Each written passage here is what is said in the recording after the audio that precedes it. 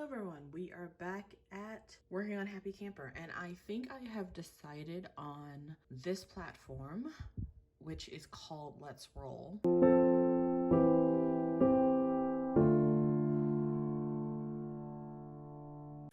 Good morning and welcome back. I am continuing to plan my Happy Camper Season 2. And right now I am just doing visuals. So in my last video, I talked a little bit about changing up where I get my visuals moving forward. Last season, I just kind of searched Google, used Etsy, used a couple of map designers from Patreon, which means I didn't have a cohesive look for my game, which was fine because I was piloting it, making sure I worked out the kinks.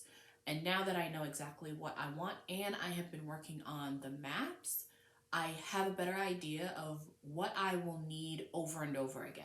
I can find a bunch of visuals from like different angles, but with the same vibe, and you'll know it's from Happy Camper.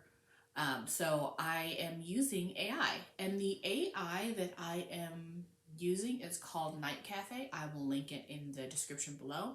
One of the reasons why I like it is because it really gives all of these pictures a like ethereal type of creepy but beautiful look. And so I have been specifically using different options, but always stable. And I will show you this in the video as I look for a couple of images that I need.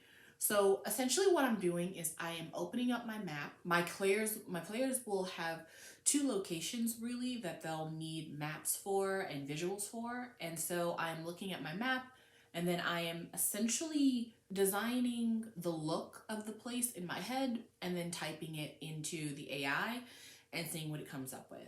Sometimes it comes up with the perfect thing the first time and I'm like, perfect. And then I download it, I take my screenshots because I usually will do 4 at a time just so I can get different looks and different angles. And then I will save them and then I'm good to go, and then I just move on. So this doesn't usually take that long. I will say though that I have noticed that a couple of things I've tried to have the AI imagine that I'm imagining, no matter how many times I do it over and over again, the words I change, it doesn't quite come out how it is in my brain. So I will say that this isn't time consuming unless you hit a snag where you are trying to get just that one, you're just looking for one specific thing and it's just not giving it to you for some reason, no matter how many times you try. And so in those cases, I just have to stop and move on.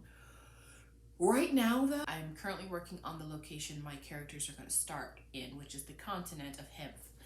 So on the continent of Hemp, if you look at my actual map, there are about 3 areas where my players are going to really have like the opportunity and the time to fully explore.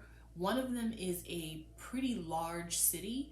Another one is a huge orchard that actually spans the majority of the continent, and a library.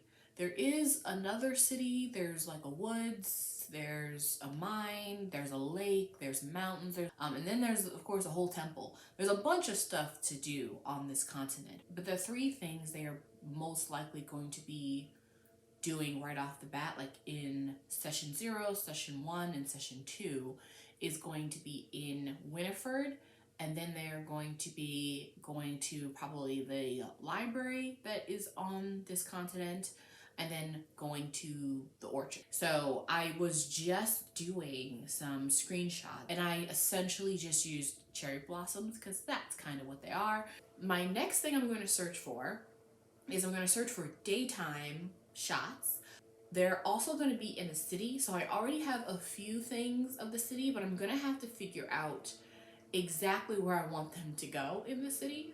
The photos that I'm doing, the AI photos, those are not battle maps. So then I'll also need battle maps. And then of course, these are just the map. This is just the location before they go to camp and after they come back from camp, if they survive.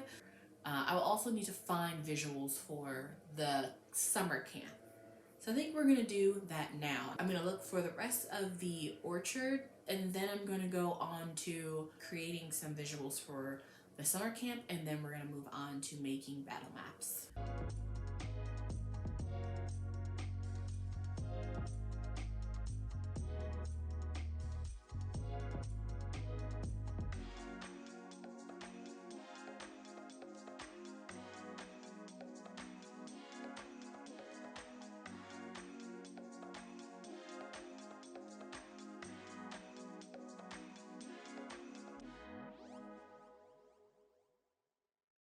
Okay, I think I found enough general visuals for now.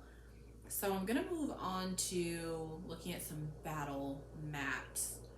So while I'm using AI for like fun visuals or visuals that will really get my characters into the scene, but I'm going to be using Inkarnate for battle maps as well as all of my maps. So some of the maps I create, and then other maps I just use their explore and look for maps that are already created. And if they're clonable, I will clone them and then edit them based on what I need. I do have a list of all of the maps and possible maps I might need each session. So I might just pull that up and see what they have in Explore first. And if I get enough, great. That means I don't have to make as many. But for any ones that I know that I need to create my own battle map, I'll just mark that I need to do that. I will link Inkarnate's website below.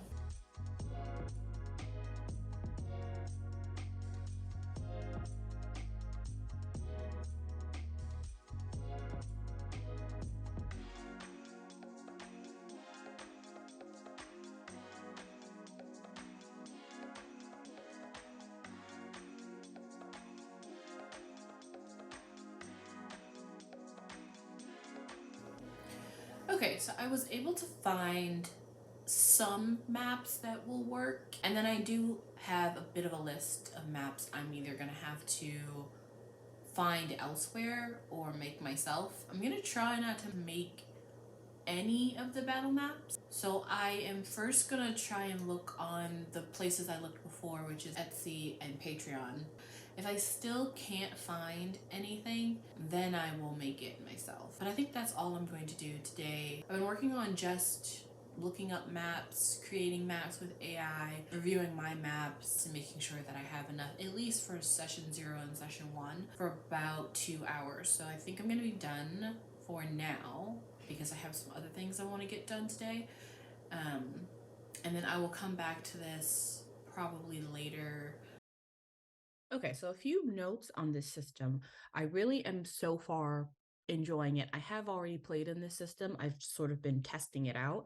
I also just asked a GM that I play with uses this system to kind of show me the back end of how he actually organizes his games.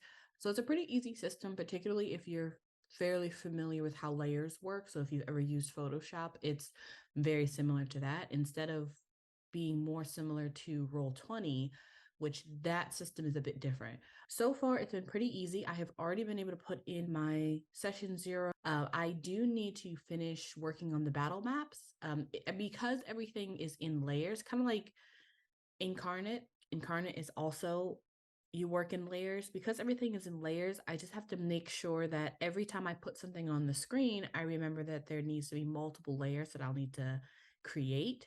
I also need to create the layers that will allow my players to not see certain areas and to see certain areas depending on their line of vision. So I still need to do that for my session 0, but I think moving forward, this is definitely going to be my platform. So this platform is called Let's Roll, ROLE, not ROLL, and it is free. It does have some wonkiness, but it's really good so far. And the only thing I don't really like about it is the dice. I think the dice rolling in this game is a little janky. So we're still going to be using D&D Beyond as a companion. All of the rolling is going to still be done in D&D Beyond. All the characters are going to stay in D&D Beyond, things like that. So this as a companion piece, kind of how I was using Owlbear, instead of everything being a one-stop shop, I think this with D&D Beyond will give me everything I need specifically for this type of game. So moving on, this is the platform I'm going to be using. I still have 2 weeks before session 0. So I do have plenty of time, but I also need to write session 1, which I already did the preliminary parts of that. So I just need to completely write it out and get all my maps together, and at least then session 0 and 1 will be complete, and then I will just continue to write from there. So thank you guys so much for watching, and as usual, I'll see you next time.